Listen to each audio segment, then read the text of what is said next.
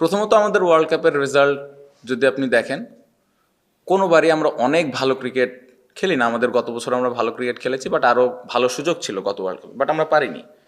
কিন্তু আপনি দেখবেন প্রতি ওয়ার্ল্ড কাপের আগে কিছু না কিছু ঘটে আমাদের। সো এই জিনিসগুলো আমি অ্যাজ এ প্লেয়ার হিসেবে বলতে পারি, 2-3টা ওয়ার্ল্ড কাপ যাই খেলছি আল্লাহর রহমতে ইফেক্ট পড়ে।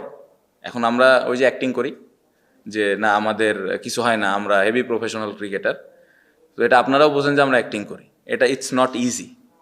সো আমার কাছে মনে হয় যে প্লেয়ার স্টিল চেষ্টা করে যে ওইটাকে কীভাবে দূরে রেখে আমি পারফর্ম করি টিমের জন্য, দলের জন্য। বাট এই জিনিসগুলো না হলে ভালো। বাট এই ব্যাপারটা আমি বলবো যে এটা আবার একটু আমাদের কন্ট্রোলেরও বাইরে।